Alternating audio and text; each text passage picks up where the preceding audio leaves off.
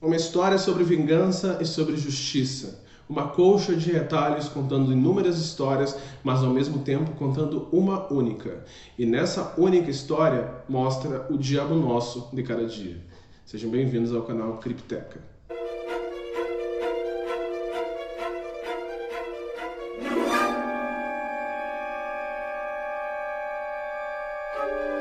Falar sobre coisa boa é ótimo.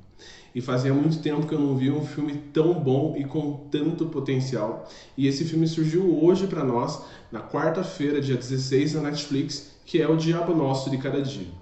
Esse filme vinha muito hypado porque ele tinha um elenco de peso, com o Robert Pattinson, o Tom Holland e vários outros atores que mostravam que tinha muito potencial para esse filme que chegaria na Netflix. E geralmente quando se gera essa expectativa, a tendência é que haja uma certa frustração, porque quando você chega lá você acaba não encontrando tudo aquilo que você imaginava. Nesse caso, não aconteceu isso, porque o filme entregou muito daquilo que eu imaginava e até muito mais.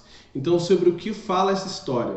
Para falar uma sinopse desse filme já é um pouco complexo, porque são várias histórias acontecendo ao mesmo tempo e que se entrelaçam de uma forma bem sinistra. Mas falando sobre a história principal. Na história principal a gente vai conhecer o Wheeler, que é protagonizado pelo Bill Skarsgård, que foi o cara que fez o It a Coisa, ele fez o palhaço Pennywise, e ele é um veterano de guerra que acaba de sair de todo aquele cenário tormentuoso, que vem com um monte de demônios do passado, e ele está voltando para a sua cidade natal. E no caminho de volta para sua casa, ele acaba se apaixonando por uma garçonete, que é a Charlotte, e é com ela que ele forma a sua família.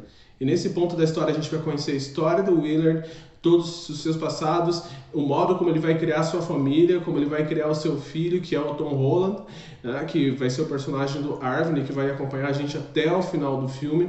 E nesse momento a gente vai ver o quanto a religiosidade dele, mostrada para o seu filho, pode ser uma coisa que é tóxica, que é agressiva.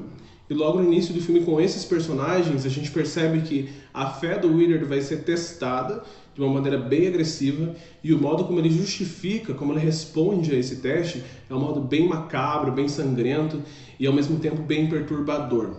Em outro ponto da história, na cidade onde o Wheeler nasceu, onde está toda a sua família, a gente também vai acompanhar a história do pastor Preston, que é um pastor que ele come aranhas, então tem toda uma comoção acerca dele, porque ele é um pregador muito fervoroso, e ele casa com uma personagem que está ali, que era para ser a noiva do Wheeler, mas ele acabou não aceitando, porque ele se apaixona pela Charlotte.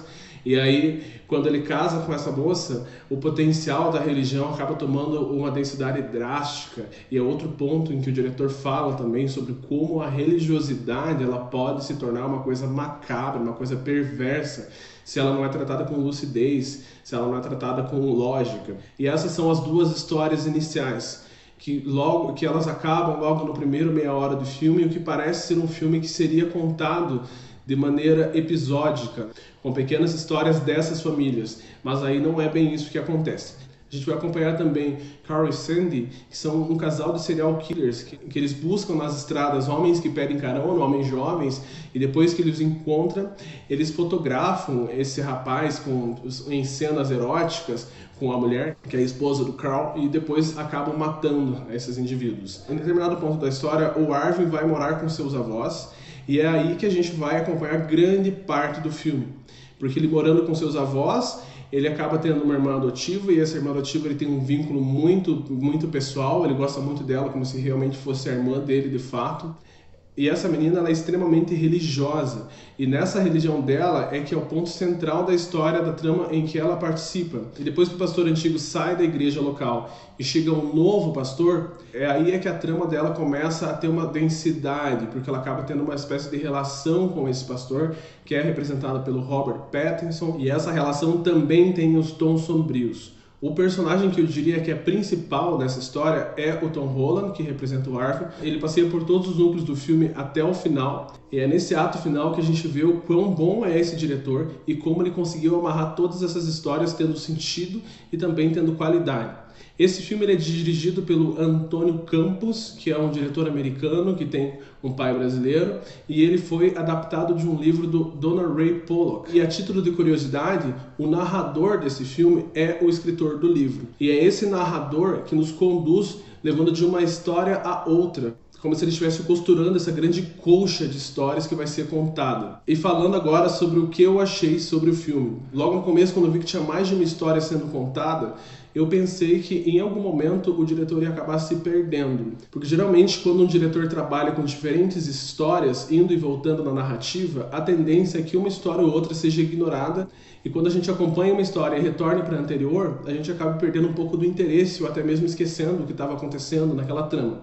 Só que nesse caso, o Antônio Campos conseguiu fazer com que todas as histórias fossem extremamente interessantes, então nenhuma delas é deixada para trás e nenhuma delas é delegada ao ostracismo. Pelo que eu li nas entrevistas do diretor, eu entendi que o livro ele é muito mais gráfico que o filme, mas o filme em si ele mostra uma crueldade latente. E essa crueldade é mostrada pelos atos dos personagens, pelos ensinamentos que são passados entre pai e filho, pelo modo como o pregador mostra a sua pregação. Então não é uma pregação que acolhe, é uma pregação que mostra um Deus que vai julgar, um Deus que vai punir. E essa violência também é mostrada claramente pela violência gráfica. E tem alguns momentos, tem uma cena no início do filme sobre a guerra, que mostra uma pessoa que foi vítima de um tipo de tortura que é bem forte. As partes que acompanham esse casal de serial killers também dão a entender uma coisa bem pesada. Algumas cenas são sanguinolentas, então se você está buscando um filme mais pro gore, você vai ter um pouquinho dessa satisfação. E além de tudo, uma coisa que me chamou muito a atenção foi que todas as histórias que são contadas são extremamente originais e são coisas que acontecem em cada dia ao nosso redor. São coisas que a gente vê no noticiário, são coisas que a gente ouve falar por amigos, então são coisas que podem acontecer com a gente. E eu acho que é isso que o Antônio Campos e também o autor do livro, o Ray Pollock, trouxe. São coisas que são nossas, coisas de cada dia. E outro ponto que eu quero ressaltar é a fotografia, que é excelente. Então você vê cenários muito abertos que mostram a beleza daquela paisagem, mas ao mesmo tempo não é uma beleza tão gráfica, é uma beleza mais sombria. E também tem a trilha sonora que a todo momento contextualiza essa história e deixa com que ela se torne mais importante. Eu acho que são poucos os momentos do filme em que ele fica em silêncio completo. Sempre tem uma música de fundo e essa música de fundo faz muito sentido. Outro ponto forte do filme é o sentido de cada cena. Nenhuma cena ela é jogada fora. Por mais que pareça que o filme se alongue, são 2 horas e 15 de filme, todas as cenas tem a sua importância e no final da narrativa é que você vai perceber que tudo valeu a pena, que cada pedacinho da história, que cada personagem ele foi honrado com certa dignidade pelo diretor do filme, porque ele teve sua importância posta no final. Mas para não dizer que esse filme é perfeito, eu posso dizer que ele poderia ter um pouco de tempo a menos, uns 10, 15 minutos, que deixaria a narrativa mais rápida e faria com que eu, pelo menos, me importasse mais com os personagens. Geralmente eu não dou nota para filmes e livros, eu falo se eles são bons ou se eles são ruins apenas. Eu considero que toda manifestação artística ela vai muito da abstração, ela vai muito da tua vivência, das coisas que você leu, das coisas que você já assistiu anteriormente, para que você acabe construindo esse ranking. Porém, nesse filme específico, eu vou dizer para vocês que ele é um nota 10 com toda certeza. É uma história que vai, de alguma forma, te chocar. Mesmo que você acabe não gostando de todas as tramas que são contadas, com toda certeza a maioria é trazido de uma maneira incrível. E esse elenco de peso é responsável pelo modo como é construído, também porque o sotaque dos atores ficou incrível. Então, gente, eu vou finalizar a crítica por aqui para não ficar muito longa. E caso você queira ler o livro que foi responsável por essa adaptação, vou deixar um link para você aí embaixo na descrição também. E como de clichê, eu peço para que você curta, compartilhe e principalmente se inscreva para que a gente consiga crescer junto e contar mais histórias boas e às vezes não tão boas assim.